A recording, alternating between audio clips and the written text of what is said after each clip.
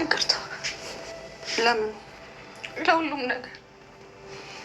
ችግር የለውም ሀኒ፣ አታስቢ።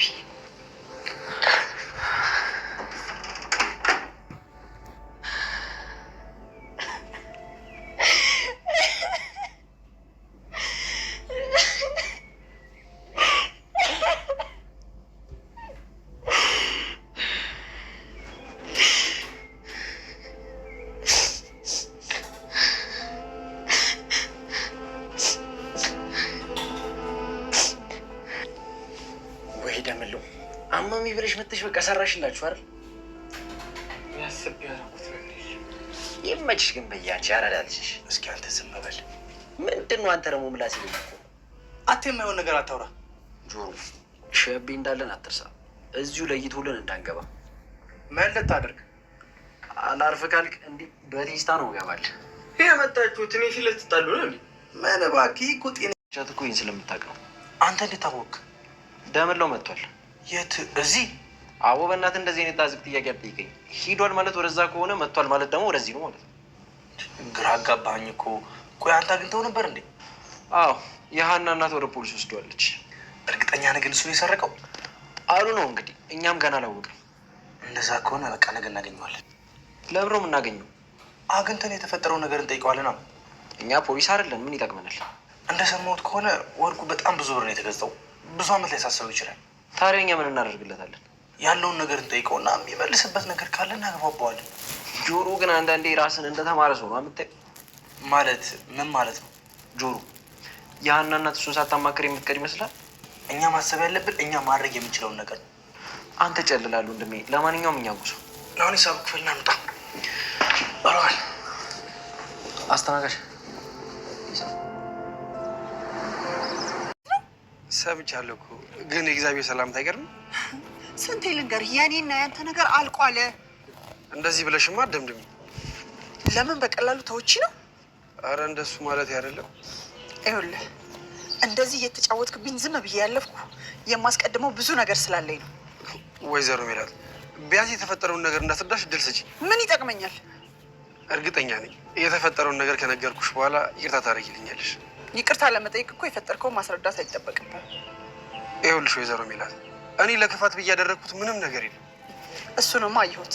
ቢያንስ አንድ ስልክ አንስቶ ማናገር ከባድ ነገር ሆኖ ነው። ያን ማድረግ እየቻልኩኝ ሳላደርገው የቀረው ይመስልሻል? አዎ ይመስለኛል። ኧረ በፍጹም ወይዘሮ ሜላት። ይኸውልህ ዩኤል፣ ከዚህ በኋላ ወደ ህይወት ያትምጣብኝ እንዴ!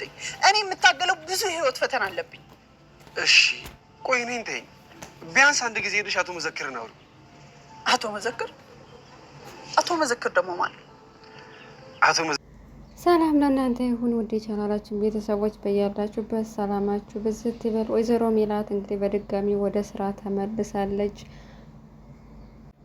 ከዚህ በፊት ዩኤል በተደጋጋሚ ወደ ስራ እንድትገባ እየጨቀጨቃት ነበረ። መጨረሻ ላይ ከተስማማች በኋላ እሱ በሚስቱ ምክንያት አልተስማሙ ማለት ነው። በተደጋጋሚ ስልክ ስደውልለት ስላላነሳላት እንዴት ስላልፈለክና እኔን አውቀህ መጫወቻ ለማድረግ ነው እንጂ ስልክ የምታነሳበት ጊዜ አጣህ አይደለም ብላ በዛ ምክንያት ተናደደች። እሱ ግን እሺ በቃ ከኔ ጋር መስማማት ካልፈለግሽ ቢያንስ አለቃዬን አናግሪው፣ እሱን ደግሞ ከዚህ በፊት ታውቂዋለሽ ብሎ አላት ማለት ነው። እሷም ከዚህ በኋላ እኔን ተወኝ፣ ብዙ ችግር ያለብኝ ሰው ነኝ፣ ከዚህ በኋላ እኔን ተወኝና የራስህን ጉዳይ ላይ ትኩረት አድርግ፣ እኔን ከዚህ በኋላ እየመጣቸው ጨቀጨቀኝ ብላ ጥለው ሄደች ማለት ነው።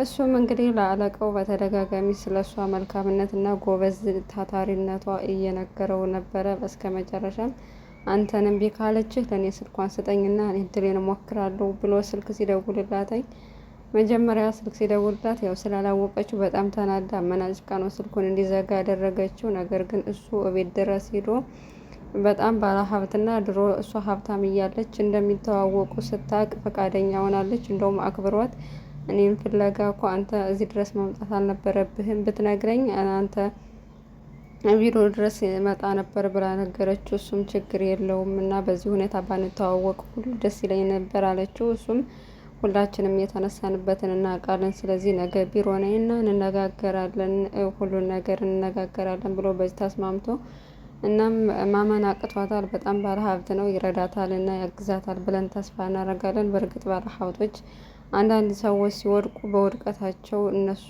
ስኬታቸውን ለመገንባት መጠቀሚያ ነው የሚያደርጓቸው። ግን ይሄ ደግሞ እንደ አቶ በቃሉ እንደማይሆንና ወይዘሮ ሜላትን ከችግሯ እንደሚያወጣት ተስፋ እናደርጋለን። ሀናና ወይዘሮ ሜላትም ተጣልተዋል ማለት ነው። እንግዲህ በድንብላል ወንድም ምክንያት ሀና ከእናቷ ጋር ተጣልታለች። እሱም ድንብላልን ካሳሰርሻት በኋላ ቢያንስ ወንድሟን ቤት ደን እናነጋግረው፣ በምን ምክንያት እንደሰረቀው ወርቁን እናናግረውና ከዛ በኋላ ውሳኔ ተወስኛለች ስላት፣ ሌባ ነው፣ ምንም አይነት ምክንያት መደርደር አይችልም፣ አልፈልግም። ስለዚህ ስለሰረቀኝ ሌባ ነው ወስጄ አሳስረዋለሁ እንጂ እሱን ወስጄ ከቤት ምንም አይነት ጥያቄ አልጠይቅም ስላለች፣ ሀና ደግሞ አንቺ በጣም ጨካኝ ነሽ፣ እንዴት ቢያንስ እሷን ማለት ደሃ ላይ ሁሌም ገንዘብ ብቻ ነው የምታስብ፣ ደሃ ታስብም ርህራሄ አታረግም ብላ እንግዲህ ከቤት ወጥታ ሄዳለች። በዚህ ምክንያት አባቷን አናገረችው። ማየን አልቻልኳትም፣ በቃ ጸባዩ ምንም አልቻልኩትም እና ድንብላልን አሳሰረቻት። አሁን ደግሞ ድጋሚ ወንድሟን አሳሰረችው ብላል አባባ ኖላዊ ተናገረች። አባባ ኖላዊም እናትሽን በእሷ ቦታ ሁነሽ ማየት አለብሽ እና እሷን መረዳት አለብሽ እና መታላት ስለሌለብሽ ወደ ቤት ተመለሽ ሲላተኝ፣ እሷ ደግሞ በቃ ተመለሽ የምትለኝ ከሆነ አልፈለከኝም ማለት ነው፣ አንተ ካልፈለከ ደግሞ እወጣለሁ፣ ችግር የለም፣ ግን ደግሞ ወደ ቤት አልመለስም ሲላት፣ ያወሳቸውም ሌላ ቦታ ሄዳ እንዳታድር ስላልፈለጉ ተዋት ማለት ነው። በጧትም ምናሴ ከቤት ድንብላል ከእስር ቤት ተፈታ እና ሰላሚናም ከስራ ሲመለሱ ተገናኙ ማለት ነው። ቤት ውስጥ በጣም ደስ ብሏቸው ተቃቅፈው እንዴት ተፈታሽ እያሏት ነበረ እና ምክንያቱንም አልተናገረችም ማለት ነው። ምን እግሬ ቢፈታ ልብ ይዘው እስር ቤት ነው እያለች እና ሀናን ሲጠብቋት ማታ ላይ አልመጣችም። በዚህ ምክንያት ምናሴ እህቱን ሊጠይቅ አባቷ ጋር ሄዶ ሲያያተኝ ምንሽ ነው የቀረሽ? በምክንያት ነው ከማየ ጋር የተጣላችሁት ብሎ ሲጠይቃት እኔ ከማየ ጋር አልተጣላውም አለችው። እሱ ግን ያው ስለተጣላሽ ነው የቤት የቀረሽው ብሎ አፋጦ ሲይዛት የተጣሉበትን ምክንያት ተናገረች። ማየ ለማንም እየተረዳችን አይደለም፣ በቃ የምትወስነው ውሳኔ ሁሉ እኔ ሰላሜን እያሳጣኝ ነው፣ እኔ ከዛ ቤት ሰላሜን አጥቻለሁ፣ ስለዚህ ሰላሜ ያለው አባዬ ጋር ነው፣ እሱ ጋር ነው መቀመጥ የምፈልገው፣ አሁን ወደ ቤት እንሂድ ልትለኝ ከሆነ አትልፋ ብላ ስትነግረው እሱም አማራጭ ስለሌለው በቃ አመሰግናለሁ ብሎ ጥሏት ሄደ ማለት ነው ወደ ስራው። እና አባባ ኖላዊም በጣም ጨንቋቸዋል። ስለዚህም ሁለታቸው እሳቸው ሲገፏተኛው ስላልፈለከኝ ነው ስለምትላቸው ተምቹና ጆሮ በመሀል ገብተው ከእናቷ ጋር እንዲያስታርቋት ነው የፈለጉ እና ሁለታቸውንም አማከሩ። ጆሮ ግን እኔም እኮ ተጣልጃለሁ ከእሷ ጋር እንዴት ነው ማስታረቃት ብሎ ሲል፣ እንደውም አንተ እኮ ሰበብ ነው የምትፈልገው ወረኛ ብሎ ተምቹ አፋፉን አለ ማለት ነው። እናም አሁን እንደምንም ብላችሁ ከእናቷ ጋር አስታርቁልኝ ስላለው ጆሮም ጥያቄውን ተቀብሎ ወደ ሀና ሄደ።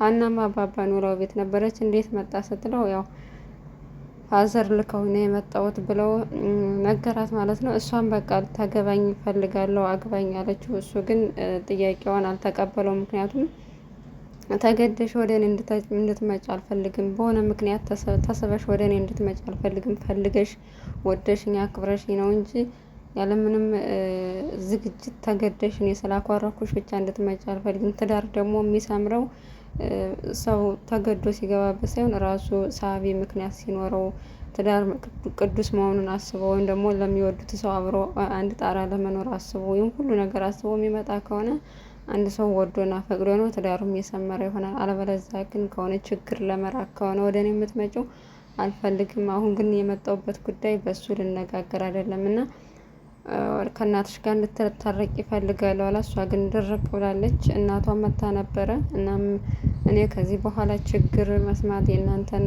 ሸክም መሸከም ደክሞኛል እማዬ፣ እኔ ከገባሁ ጀምሮ ቤተሰቡ ሙሉ በሙሉ በችግር ነው የተዋጠው አለቻት። እሷም እናቷ ከዚህ በፊት ራሱ ችግር በችግር ነው ቤተሰባችን አንድ ቀንም ሰላም አግኝቶ አያውቅም አለቻት ማለት ነው። እናም ተመለሽና በዚህ በክፉ ቀናችን ጥለሽና አትሄጂ ብትላትም እሷ ግን ደክሞኛል፣ ከዚህ በኋላ እናንተም የራሳችሁን ችግር ፍቱ፣ እኔም የራሴን ችግር እፈታለሁ ስትላት ወይዘሮ ሜላት በጣም አዘነች። እኔና ያንቺ የሚባል ችግር አለ ወይ? እንዴት እንደዚህ ታያለሽ? ብላ በጣም ነው ያዘነችባት በሀና እና ወይዘሮ ሜላትም ቻው ብላ ስትወጣ ሀና ማየ በጣም ይቅርታ ብላ ከልቧ ስቅስቅ ብላ አለቀሰች ማለት ነው። በእርግጥ እናቷን በዚህ አስቸጋሪ ጊዜ ውስጥ መተው አልነበረባትም። ምክንያቱም እሷስ እንኳን አይደለም እሷ ድንብላል ራሱ በዚህ አስቸጋሪ ጊዜ ከእነሱ አይደለይም ብላ ወይዘሮ ሜላት ብታሳስራትም ድጋሜ ቤት ድረስ ሄዳ ከእነሱ ጋር እየኖረች ትገኛለች። ሀና ግን ሁሌም ችግር የሆነ ነገር ሲያጋጥማት ብቻ ችግር ሲያጋጥም እዛ ቤት ሮጣ ወደ አባቷ ትመጣለች። ከዛ ደግሞ ቤተሰቡ ሲደላደል እና ደህና ሁኔታ ላይ ሲገኝ ደግሞ ተመልሳ ትሄዳለች። እና የሀና ካራክተር በቃ ወደ ናፈሰበት ነው፣ ሰላም ወዳለበት ነው። በቃ ደከመኝ ሰለቸኝ ትላለች።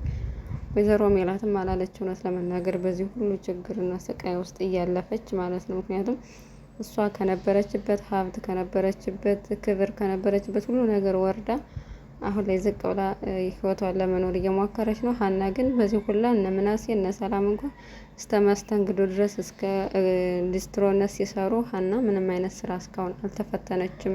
ምክንያቱም ሴርቫትም አባቷ ጋር ሲሄዳ ሲከፋት አባቷ ጋር ስላላት ሁለት ቤት መጠጊያ ስላላት ያን ያክል አልተጎዳችም ማለት ነው። የድንብላል ወንድምም እንግዲህ እስር ቤት ገብቷልኝ። ያው ወርቁ ስለጠፋና ወርቁ ሰው ስለሰረቀው እነ ተምቹና ጆሮ ሊረዱት እያሰቡ ነው። ምክንያቱም ከዚህ በፊት የት ሄደህ ነበር ወርቁን ይዘ የሰረቀው ሰው ካለ አስታውስ ብለውት አስታውሷል ማለት ነው። እናም ሲያስታውስ አንድ ቀን ምሳ ሊገባ ከገባበት ካፌ ነው እንግዲህ ወርቁን የተሰረቀው። እናም እነ ጆሮ አስታውስ ብለውት አስታውሷል ማለት ነው። ልጁንም ብታዩት አውቃለሁ ብለው ስለጠየቁት አዎ አውቀዋለሁ ብለዋል። እንግዲህ ምናልባትም ልጁን ከያዙት የወይዘሮ ሜላት ወርቅ ሊመለስ ይችላል። እንደ አጋጣሚው ደግሞ ይህን ወርቁን የሰረቀው ልጅ እነ ምናሴ ጋር ሄዶ ሰላምን ጫማዬን ካልጠረግሽልኝ እያላት ነበረ። ሰላምም ያው ጫማውን ተለማምዳ ልከዋለች፣ ጠርጋለታለች። እናም ጠርቀም ያለ ቲፕም ሰጥቷቸውን ሄደው ግን እነሱ የእናታቸውን ወርቅ እንደሰረቀ ምንም አያውቁም ማለት ነው። ይገኛል እና ነፃ ይወጣል ብለን ተስፋ እናደርጋለን። ምክንያቱም እንደ አጋጣሚ በችግር ምክንያት ነው እንጂ የሰረቀው ልጁ ሌባ ሆኖ አይደለም። ድንብላልንም ይቅርታ አላረግለትም እያለች ነው። እሱንም ይቅርታ እንድታረግለትና እዳ እንድጠይቀው ተምቹ በተቻለው መጠን ድንብላልን እያግባባት ይገኛል።